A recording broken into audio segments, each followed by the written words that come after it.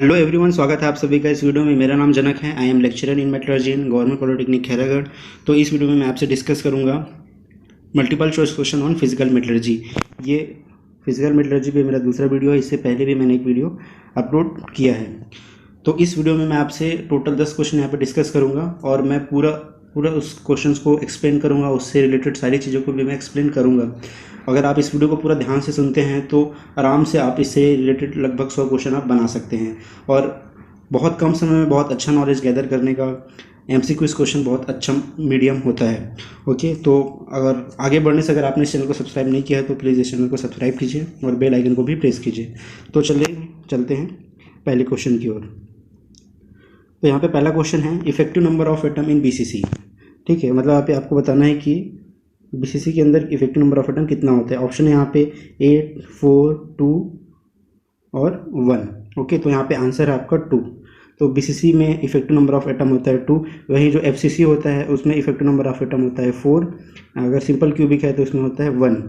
और जो एचसीपी होता है, एचसीपी में आपका होता है 6। ओके, तो ये चारों का आपको याद रखना है। कहीं भी किसी भी एग्जाम में एक कॉमन क्वेश्चन कहीं भी पूछा जा सकता है। ओके, तो यहाँ पे नेक्स्ट क्वेश्चन है आपका कोऑर्डिनेशन नंबर ऑफ एफसीसी।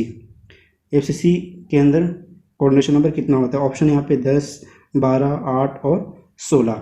ठीक है, तो सबसे पहले बता दूं कि कोऑर्डिनेशन नंबर क्या होता है। कोऑर्डिनेशन नंबर होता है नंबर ऑफ नियरेस्ट एटम, मतलब किसी एटम के आसपास, उसके नियर में, आसपास में उसको घेरे हुए कितने एटम्स हैं। ओके, तो एफसीसी में होता है आपका यहाँ पे 12। ठीक है, एफसीसी में होता है कोऑर्डिनेशन नंबर 12।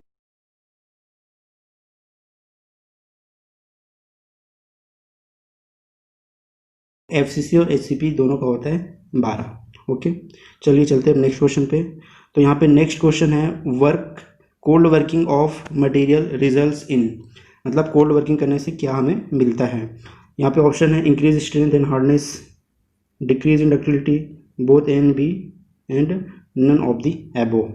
ठीक है, तो सबसे पहले जान लेते हैं कोल्ड वर्किंग में क्या होता है। तो जब भी हम कोल्ड वर्किंग करते हैं तो क्या होता है, स्टील के अंदर नंबर ऑफ डिसलोकेशन की संख्या बढ़ जाती है, मतलब डिसलोकेशन डेंसिटी बढ़ जाती है। और डिसलोकेशन डेंसिटी बढ़ने के कारण ही स्टील में जो है वर्क हार्डनिंग हो जाता है। और वर्क हार्डनिंग के कारण जो है स्टील का स्ट्रेंथ, या स्टील या किसी भी मेटल का स्ट्रेंथ और ductility, sorry, strength and hardness दोनों क्या होता है, बढ़ जाता है। लेकिन इसके साथ साथ ही उसकी डक्टिलिटी जो है वो कम हो जाती है। तो यहाँ पे क्या हुआ, इंक्रीज स्ट्रेंथ एंड हार्डनेस, ये भी सही हुआ। डिक्रीज इन डक्टिलिटी, ये भी सही हुआ। मतलब इसका आंसर होगा both A and B. Okay, तो जब भी हम कोल्ड वर्किंग करते हैं मटेरियल का स्ट्रेंथ बढ़ जाता है।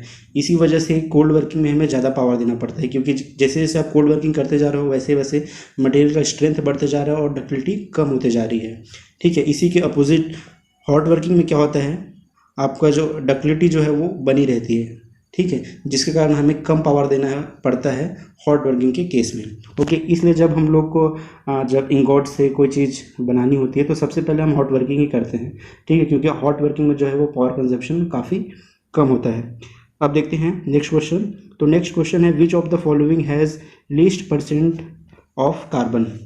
ठीक है, मतलब इनमें से किस में सबसे कम परसेंट में कार्बन होता है। ऑप्शन है malleable iron, pig iron, cast iron and wrought iron. तो यहाँ पे आंसर है आपका ब्रॉट आयरन। ब्रॉट आयरन बहुत कम अमाउंट में होता है कार्बन। ठीक है, जिसके कारण इसकी डक्टिलिटी जो है वो बहुत ही ज़्यादा अच्छी होती है। ठीक है, और ये जो मेलेबल आयरन है वो तो एक कास्ट आयरन है, इसमें 2% से ज़्यादा कार्बन होता है। ठीक है, और मेलेबल आयरन को माना जाता है वाइट आयरन से। वाइट कास्ट आयरन का जब हम लोग मेलेबलाइजेशन हीट ट्रीटमेंट करते हैं तो हमें मिलता है मेलेबल आयरन। ओके, और पिग आयरन के बारे में तो आप जानते ही हैं कि ये ब्लास्ट फर्नेस का प्रोडक्ट है। और कास्ट आयरन, तो कास्ट आयरन में तो 2% से ज़्यादा कार्बन होता है। ओके, तो चलिए अब चलते हैं नेक्स्ट क्वेश्चन में। तो नेक्स्ट क्वेश्चन है the treatment of steel to get a hard and strong surface while maintaining a soft core is called, मतलब उस ट्रीटमेंट का नाम बताइए। ठीक है, जिसके करने पे क्या होता है, हमें जो हार्ड और स्ट्रॉन्ग सरफेस मिलता है, बट जो कोर होता है वो सॉफ्ट होता है और डक्टाइल होता है। ठीक है, यहाँ पे ऑप्शन है आपका surface hardening, tempering, sintering and surface lining. ठीक है, तो इसका आंसर है आपका सरफेस हार्डनिंग। ओके, तो बहुत टाइप के सरफेस हार्डनिंग ट्रीटमेंट आते हैं। केस हार्डनिंग और सरफेस हार्डनिंग दोनों एक ही है। ठीक है, तो बहुत सारे सरफेस हार्डनिंग मेथड्स आते हैं, जैसे कि केस कार्बोराइजिंग, नाइट्राइडिंग, साइनाइडिंग, इसके अलावा induction hardening, flame hardening, laser hardening, ये सब मेथड है। इन सब मेथड से क्या करते हैं, जो स्टील के सरफेस है उसको बस हार्ड करते हैं, लेकिन जो इंटीरियर कोर होता है उसको हम हार्ड नहीं करते हैं। ठीक है, तो ये आता है सरफेस हार्डनिंग में। अब चलते हैं नेक्स्ट क्वेश्चन में। विच of the following is a case hardening method, sorry which of the following is not a case hardening method. Okay, not को भूल गया था मैं, तो यहाँ पे नॉट है, तो चलिए हम लोग देख लेते हैं ऑप्शंस। ए कार्बोराइजिंग, बी सैनेड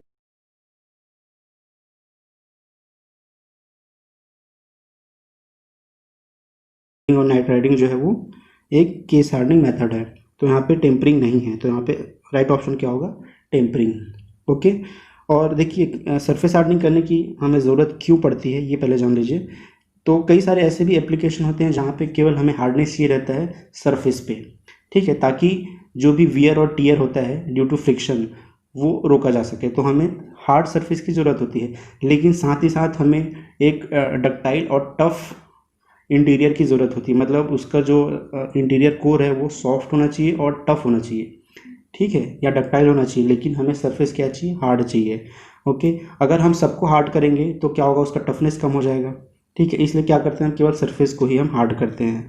ठीक है, यही पर्पज़ को पूरा करने के लिए ये सब केस हार्डनिंग मेथड्स है।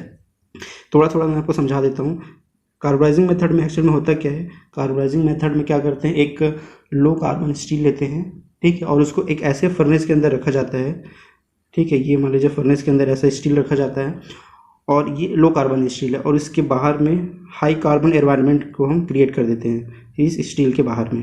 ठीक है, हाई कार्बन एनवायरनमेंट का मतलब होता है कि जैसे कि मैं इसके बाहर पूरा एक चारकोल बिछा दूँ, चारकोल का लेयर डाल दूँ, ठीक है, और इसके टेम्परेचर लगभग होता है 800 से 900 डिग्री सेल्सियस। तो क्या होता है, ऐसा करने से जो बाहर चारकोल है उसका जो कार्बन है वो धीरे धीरे करके स्टील के अंदर डिफ्यूज़ होता है।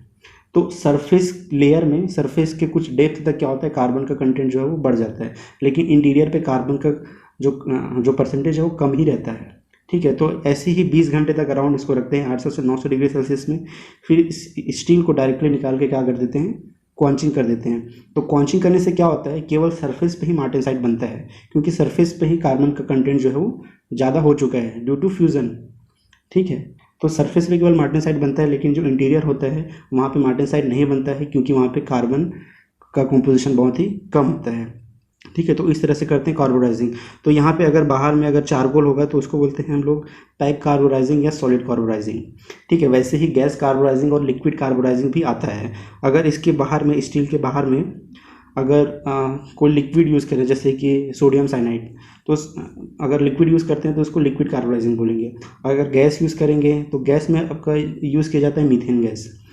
ठीक है, अगर स्टील के बाहर मीथेन गैस होगा और मीथेन गैस से ही कार्बन क्या होगा, धीरे धीरे स्टील में डिफ्यूज़ होगा। ठीक है, तो उसको बोलेंगे हम गैस कार्बोराइजिंग। ओके, तो इस तरह से कार्बोराइजिंग मेथड काम करता है।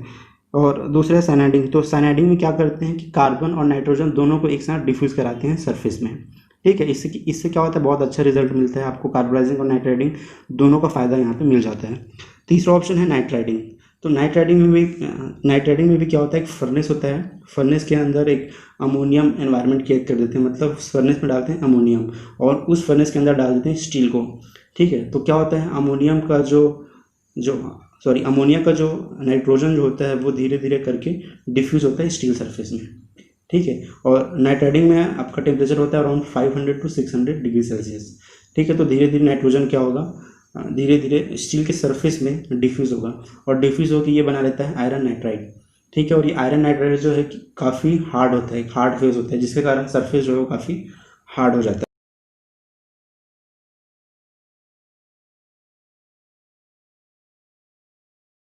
ठीक है, और आपको ज़्यादा जानना है तो आप बुक को प्रीफर कीजिए। तो चलिए अब चलते हैं नेक्स्ट क्वेश्चन की ओर। तो यहाँ पे नेक्स्ट क्वेश्चन है, which of the following surface hardening process does not require quenching. मतलब इनमें से किस हार्डनिंग प्रोसेस में, सरफेस हार्डनिंग प्रोसेस में हमें क्वांचिंग की ज़रूरत नहीं पड़ती है। ठीक है, तो यहाँ पे ऑप्शन है flame hardening, induction hardening, carburising, nitriding. तो यहाँ पे राइट आंसर है नाइट्राइडिंग। जब हम लोग नाइट्राइडिंग करते हैं तो हमें क्वांचिंग की ज़रूरत नहीं पड़ती है। ठीक है, क्योंकि जब नाइट्राइडिंग करते हैं तो यहाँ पे बनता है आयरन नाइट्राइड। ठीक है, और आयरन नाइट्राइड ही क्या है, एक हार्ड फेस है। ठीक है, यहाँ पे हम मार्टेनसाइट नहीं बना रहे हैं। अगर हमें मार्टेनसाइट बनाना होता तब हमें कौन सी की ज़रूरत पड़ती, लेकिन हम यहाँ पे बना रहे हैं आयरन नाइट्राइट। तो आयरन नाइट्राइट का ही अपने आप में एक हार्ड बेस है। ठीक है, इसके कारण इसके और कॉन्चिंग करने की कोई ज़रूरत नहीं पड़ती है। ठीक है, तो यहाँ पे कार्बोनाइजिंग को मैंने समझा दिया। ये और दो मेथड है, फ्लेम हार्डनिंग और इंडक्शन हार्डनिंग। ठीक है, इसमें क्या करते हैं, देखिए कार्बोनाइजिंग और नाइट्राइटिंग में हमने क्या किया, कार्बन और नाइट्रोजन को हमने डिफ्यूज़ कराया। लेकिन फ्लेम हार्डनिंग और इंडक्शन हार्डनिंग में ऐसा नहीं करते हैं, कोई भी एलिमेंट को हम लोग इसमें डिफ्यूज़ नहीं कराते हैं। ठीक है, मतलब जितना कार्बन परसेंटेज पहले से स्टील में रहता है उतना ही रहता है। ठीक है, एक्स्ट्रा हम लोग और दूसरा एलिमेंट डिफ्यूज़ नहीं कराते हैं। एक्चुअली इसमें क्या करते हैं, फ्लेम हार्डनिंग के केस में क्या करते हैं, एक ऐसा बहुत ही हाई स्पीड में एक फ्लेम लेते हैं जिसका टेम्परेचर काफ़ी ज़्यादा होता है। ठीक है, और उसको हीट करते हैं, फ्लेम से हीट करते हैं स्टील को। ठीक है, और इतना हाई स्पीड से हीट करता है वो। ठीक है, इतना हाई स्पीड से हीट करने से क्या होता है, केवल सरफेस ही हीट हो पाता है। ठीक है, सरफेस का टेम्परेचर काफ़ी ज़्यादा बढ़ जाता है। ठीक है, अराउंड 900 तक पहुंच जाता है। उसके बाद तुरंत क्या करते हैं, इसको कॉन्च कर देते हैं। ठीक है, इससे क्या फ़ायदा होता है कि केवल सरफेस में ही मार्टेनसाइट आपका बन पाता है, क्योंकि सरफेस का टेम्परेचर ही आपका 900 के आसपास गया है। मतलब सरफेस में ही ऑस्टेनाइट बना और उसको जब कॉन्च किए तो मार्टेनसाइट बन गया। लेकिन इंटीरियर कहाँ रहा है आपका, इंटीरियर आपका परलाइट ही रहा। वैसे इंडक्शन हार्डनिंग में भी होता है। ठीक है, इंडक्शन हीटिंग करते हैं सबसे पहले। तो इंडक्शन हीटिंग इतना फास्ट होता है कि केवल सरफेस ही हीट हो पाता है। ठीक है, इंटीरियर हीट नहीं हो पाता, और जैसे हीट होता है उसको क्या करते हैं, क्वांच कर देते हैं। ठीक है, तो इससे क्या होता है, केवल सरफेस पे ही मार्टेनसाइट क्रिएट होता है, इससे हमें मिल जाता है सरफेस हार्डनिंग। ओके, तो चलिए अब चलते हैं नेक्स्ट क्वेश्चन में। तो नेक्स्ट क्वेश्चन यहाँ पे है, which of the following does not form interstitial solid solution. मतलब इनमें से कौन इंटरस्टिशियल सॉलिड सोल्यूशन नहीं बनाता है। ऑप्शन है यहाँ पे, ए कार्बन, बी नाइट्रोजन, सी क्रोमियम और डी हाइड्रोजन। तो यहाँ पे आपका आंसर होगा सी क्रोमियम। ठीक है, क्रोमियम जो है वो सब्स्टिट्यूशनल सॉलिड सोल्यूशन बनाता है। और आपको मैं एक चीज़ बता दूं, जो इंटरस्टिशियल सॉलिड सोल्यूशन काफ़ी कम एलिमेंट ही बनाते हैं। यहाँ पे तीन तो आपके पास यहाँ पे पहले से बताया हुआ है, कार्बन, नाइट्रोजन, हाइड्रोजन, और एक होता है ऑक्सीजन। ऑक्सीजन इसमें आप जोड़ लीजिए, एक कार्बन, नाइट्रोजन, हाइड्रोजन, ऑक्सीजन, ये चार एलिमेंट ही ऐसे हैं जो कि इंटरस्टिशियल सॉलिड सोल्यूशन बनाते हैं। ठीक है, बाकी हर एक एलिमेंट जो है वो सब्स्टिट्यूशनल सॉलिड सोल्यूशन बनाता है। इसका मेन रीज़न क्या होता है कि इन चारों का जो एटम का जो साइज़ होता है वो काफ़ी छोटा होता है। ठीक है, और एटम का साइज़ छोटा होने के कारण ये इंटरस्टिशियल वॉइड्स में काफ़ी आसानी से घुस जाते हैं। ठीक है, इसीलिए ये सब इंटरस्टिशियल सॉलिड सोल्यूशन बनाते हैं। तो अब चलते हैं नेक्स्ट क्वेश्चन की ओर। नेक्स्ट क्वेश्चन यहाँ पे है, which of the following is not a crystal structure determination method. मतलब इनमें से कौन सा